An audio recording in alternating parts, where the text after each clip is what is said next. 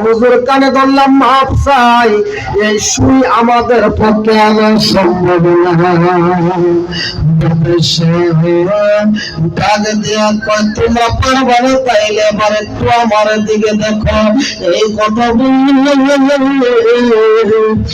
বাদশাহ কি করলেন, ডাক মারলেন মাছের দিকে। কারে ডাক দিছে?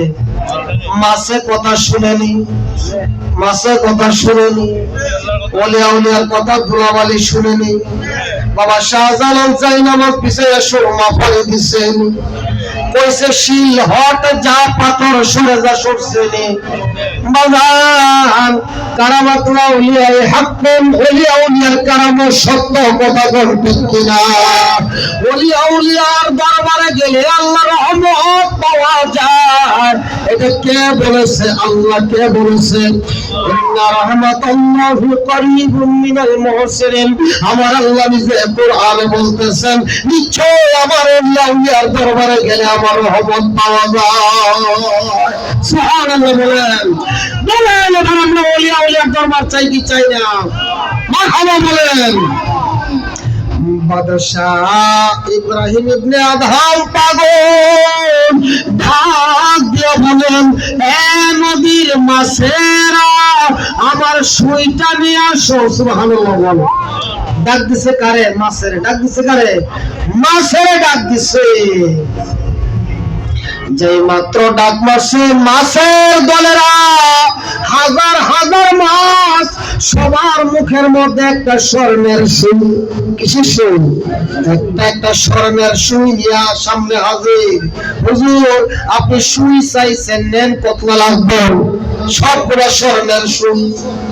বাদশাহ ডাক দিয়া কয় আমার স্বর্ণের দরকার নাই, স্বর্ণের পালঙ্ক, স্বর্ণের রাজপ্রাসাদ, স্বর্ণের বিছানা সব কিছু ছেড়ে আসলাম, আর আমার স্বর্ণ লাগবে না।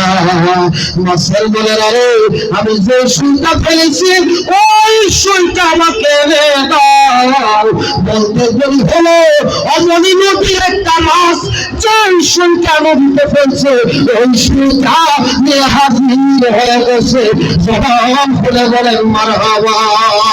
নারায়ে তাকবীর, নারায়ে রিসালাত, নারায়ে বিনায়া। টঙ্গীটিলা দরবার শরীফ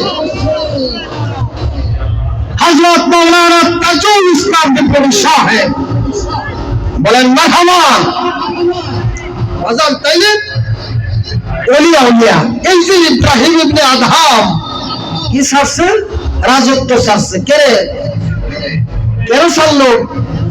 একমাত্র আল্লাহ প্রেম সাগরে সাঁতার দিয়া যারা পাইয়া লাইছে মজা, যারা দল পাইয়া লাইছে আর কোনো কিছু দুনিয়াবি কোনো লোক পড়ে না। কথা বল ঠিক কিনা? আমরা ওলিয়া উলিয়ার দরবার নিয়ে থাকতে চাই কি চাই না? সকলে বলেন মারহাবা। তো আমি প্রায় একেবারে ঘুরে ঘুরে 1 ঘন্টা 40 মিনিটের মতন হয়ে যাচ্ছে, দীর্ঘ সময় আলোচনা করতেছি। তো আমার এই যে আপনাদের অনেকের সুপরিচিত তাজুল ইসলাম বিপ্লবী সাহেব, উনি অত্যন্ত সুমধুর কণ্ঠে, আমার থেকে আরো সুমধুর কণ্ঠে আলোচনা পেশ করেন। মারহাবা বলেন। আমি তো আসলে ওই যে বললাম একটু ডিস্টার্ব হচ্ছে, নাইলে কিন্তু আপনাদেরকে সুন্দরভাবে আলোচনা, আরো সুন্দরভাবে সুমিত কণ্ঠে আলোচনা উপহার দিতে পারতাম, কিন্তু পাল্টা রিপ্লে সাউন্ড একটু ডিস্টার্ব হওয়ার কারণে সমস্যা হয়ে গেছে। এর জন্য তো যাই হোক আপনাদেরকে নিয়ে দীর্ঘ সময় আমি বেলায়াতের বিভিন্ন বিষয়ে, বেলায়াতে আতাই, বেলায়াতে ফাইজি, বেলায়াতে কাসাবি বলেন মারহাবা। তো বেলায়াতে আতাই যিনি মাদার জাতনি গাউসে পাক আব্দুল কাদের জিলানী বলেন মারহাবা।